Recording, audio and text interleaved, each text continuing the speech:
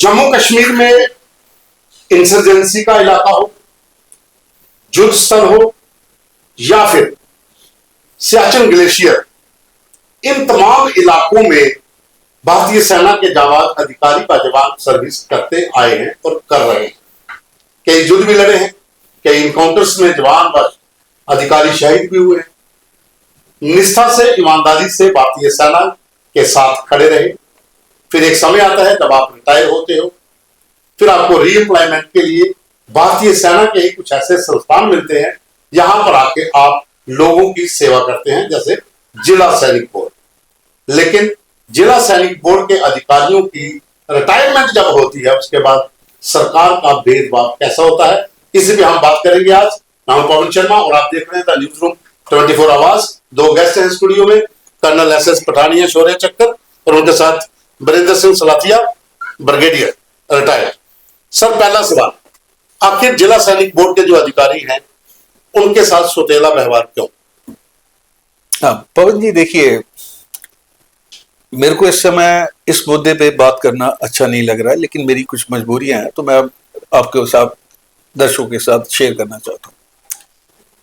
दिसंबर 2022 में एक lieutenant governor साहब ने ऑर्डर निकाला कि जो इग्नोरेबल पोर्शन ऑफ पेंशन है, जो पहले 1500 होता था, उसको 15,000 कर दिया गया। ठीक है। इफेक्टिव फ्रॉम 1 जनवरी 2016 2016 ठीक। तो उसका मतलब था कि 2016 के बाद अगर जिला सैनिक वेलफेयर अफसर्स ने अपनी सर्विसेज रेंडर की हैं स्टेट गवर्नमेंट को, तो उनको जो है उनके एरिया जो है वो दिए जाएंगे।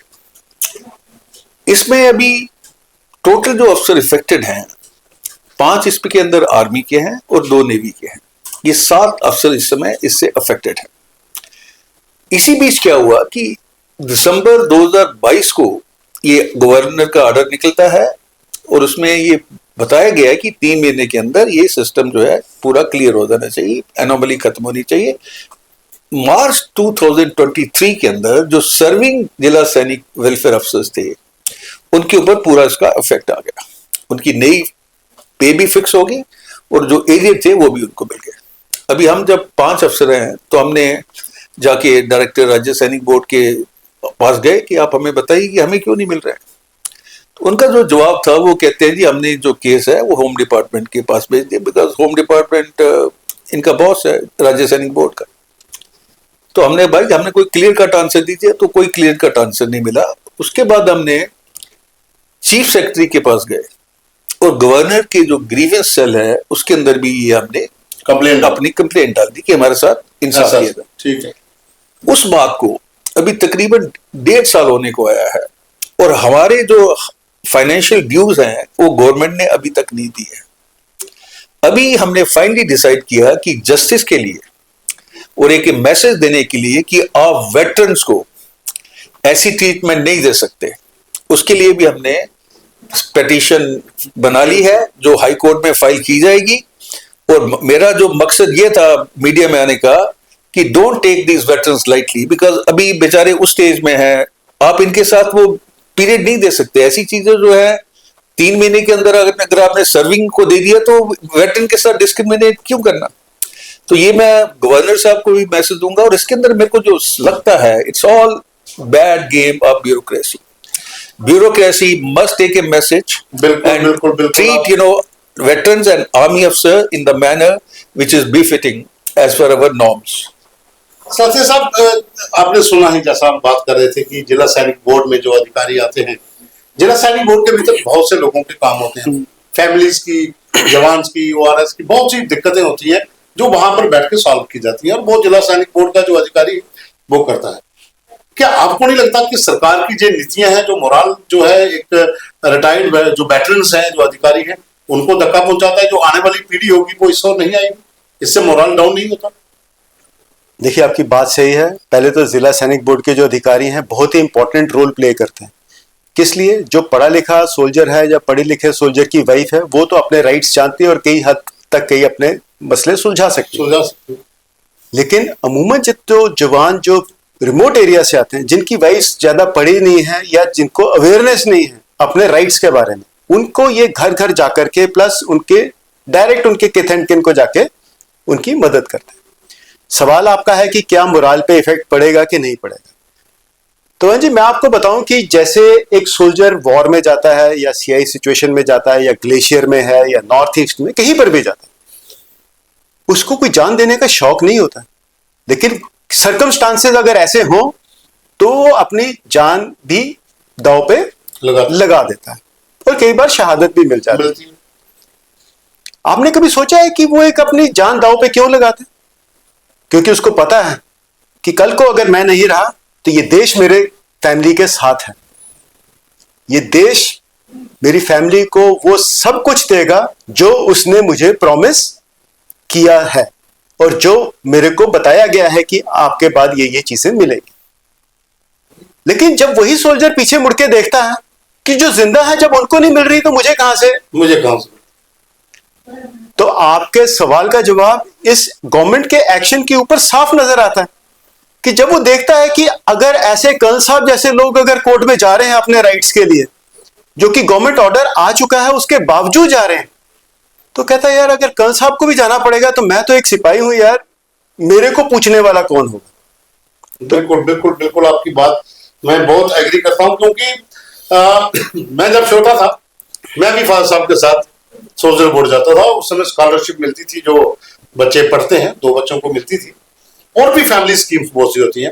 तो पठानिया साहब जी जो जिला सैनिक बोर्ड के अधिकारी, जैसे आपने कहा कि हम 5-7 अधिकारी अब हाई कोर्ट जाने की तैयारी में है सरकार के खिलाफ, क्या वजह रही कि ऐसी इग्नोरेंस सरकार की तरफ से क्यों की गई कि आपको कोर्ट जाना मजबूर हो रहा है? देखिए, इसकी 2 वजह है। बेसिकली पैसे की बात नहीं है। हम कहते हैं कि system has to be accountable, system has to be responsible, and system must have a compassion and empathy when we talk about the soldiers or veteran. बदकिस्मती से ये जो IS कार्डर है इनका कहीं ना कहीं ये आर्म फोर्सेस के अगेंस्ट है फॉर वॉट एवर रीजंस, और ये ऐसी चीजें ये दर्शाती हैं कि हमारे जो आदरणीय लेफ्टिनेंट गवर्नर साहब हैं उनके पास भी कोई फीडबैक का सिस्टम नहीं है, कोई मैनेजमेंट नहीं है कि ऑर्डर पास किया और उसके बाद उसको चेक किया जाए कि भाई इसकी क्या प्रोग्रेस है। अंधेरे में सरकार चल रही है, कोई किसी के लिए बॉदर नहीं है, जिसका जो मन है अंधेर नगरी चौपट राजा। और ये सबसे बड़ा, मैं देखिए गवर्नर साहब को तो और बहुत काम है, लेकिन ये तो होम डिपार्टमेंट में बैठे हुए हैं उनको भी तो ये नजर आना चाहिए ना कि 2 साल हो गए हैं, वेटरन्स को हमने ड्यू नहीं दिया और वो मजबूर कर रहे हैं हम लोगों को कोर्ट में जाने के लिए, क्योंकि हमें जस्टिस चाहिए। और जस्टिस हमें तभी मिलेगा जब हम यहाँ गुहार लगाते लगाते थक गए, और इस उम्र में अभी हमारी गुहार लाने की उम्र नहीं है। और दूसरा, हम ये मैसेज देना चाहते हैं कि लोगों को अगर उनके साथ अत्याचार हो रहा है, उनके साथ मेल ट्रीटमेंट हो रही है, they must rise to the occasion and fight against the government, whichever government is in power. Sathiya साहब, कोई भी सैनिक जब रिटायर होता है, जहां वो अधिकारी है, उसकी पेंशन्स, उसकी वेलफेयर की स्कीम्स जो होती हैं वो आर्मी की तरफ से होती हैं, लेकिन ये एकमात्र डिपार्टमेंट है जिसे वहां की स्टेट पैसा देती है, फंड्स देती है, जैसे जिला सैनिक बोर्ड है। और यहाँ पर जो अधिकारी आते हैं, लेफ्टिनेंट कर्नल या कर्नल रैंक के लोग जो सैनिक बोर्ड के अधिकारी बनते हैं, उनके पास ढेरों शिकायतें ओआरएस की आती हैं, दूर दराज से जो लोग हैं उनकी आती हैं। फिर ये जैसा ये पठानिया साहब कह रहे थे कि ब्यूरोक्रेसी वर्सेस आर्मी, इसमें आके ये लोग कैसे फंस गए? देखिए, सरकार का एक तंत्र है, पॉलिटिशियंस ब्यूरोक्रेट्स के थ्रू अपनी पॉलिसीज को इंप्लीमेंट करते हैं। बिल्कुल, पॉलिसीज पार्लियामेंट में बनाई जाती हैं या स्टेट के असेंबली में बनाई जाती है और उसके बाद डेजिग्नेटेड ऑफिसर्स उसको ग्राउंड पे इंप्लीमेंटेशन के लिए लाते। मैं आपको एक एग्जांपल देता हूं, लाइव एग्जांपल है, ऐसे हो सकता है कि लोग मेरी बात ना माने।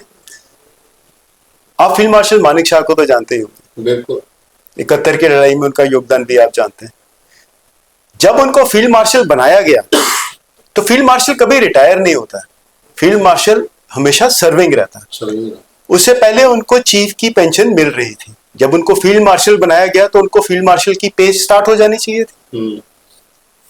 आप हैरान हो जाएंगे कि उस रैंक का ऑफिसर 30 साल, पता नहीं अपने लेवल पे उन्होंने पक्का कॉरेस्पॉन्डेंस किया होगा मिनिस्ट्री के साथ, लेकिन 30 साल तक उनको पे नहीं मिली फील्ड मार्शल की। 30 साल तक। अच्छा, ये सिर्फ जब वो बीमार पड़े, आरआर में एडमिट थे, उस टाइम पे उसके बाद ये अपने प्रेसिडेंट साहब अब्दुल कलाम साहब, ये जब जाकर के उनको मिले उनका हालचाल पता करने के लिए, उस टाइम पे बातचीत में सामने निकल के आया कि फील्ड मार्शल साहब को उनकी 30 साल से तनख्वाह नहीं मिली है, सिर्फ पेंशन मिल रही है, जो कि जनरल साहब की तनख्वाह से तकरीबन 50%, जो कि नॉर्मल स्टैंडर्ड है पेंशन मिलने की। अब्दुल कलाम साहब जाकर के उन्होंने उस बात को रेज किया, कंसर्न्ड ऑफिसर्स को बोला कि देखो और मुझे बताओ कि किस कारण से इनको पे नहीं मिल रही, और उनको कुछ ही समय में वो पूरे एरियर्स दे दिए गए। कितने थे वो एरियर्स? 3.9 करोड़। फील्ड मार्शल साहब का दरिया दिली देखो, उन्होंने सारे के सारे पैसे जो हैं वो वेलफेयर स्कीम्स के लिए, आर्मी के वेलफेयर स्कीम्स के लिए, डिफेंस फोर्सेस की वेलफेयर स्कीम के लिए दे दिए। लेकिन justice delayed is justice denied. अगर उस लेवल के ऑफिसर को डेथ बेड पे आकर के एरियर्स मिले हैं, आप मुझे बताइए एक नॉर्मल आदमी को डेथ बेड पे अगर आप बोल भी दो कि ये तेरी तनख्वाह थी या तेरे पेंशन थे, वो उसका करेगा क्या? रोटी उसको आज खानी है। आप उसको 4 महीने बाद नहीं कह सकते कि भाई उस दिन का ब्रेकफास्ट लंच डिनर आज ले लो। तो ये ब्यूरोक्रेसी में बताने का मतलब यह था कि ब्यूरोक्रेसी सब कुछ कर सकती है अगर करना चाहे तो, और कई बार उनके प्रेशर्स इतने होते हैं, उनके काम इतने होते हैं कि वो चीजें फाइलों में दबी पड़ी रह जाती हैं, और कर्नल साहब उनकी नींद खोलने के लिए एक कदम ले रहे हैं ताकि सबकी नींद खुले, और जो हुक्म पास हो रखे हुए हैं कम से कम उनको तो इंप्लीमेंट किया जाए। और एक देश का मोराल जो है, सैनिकों का जो मोराल है, जब वो पीछे मुड़ के देखते हैं, उनको ये नहीं देखना चाहिए कि हमारे कर्नल साहब या कोई और सैनिक हैं वो अपने राइट्स के लिए कोर्ट में जा रहे हैं। कोर्ट्स कोई खाली नहीं बैठे हुए हैं, उनके पास अनगिनत केसेस हैं।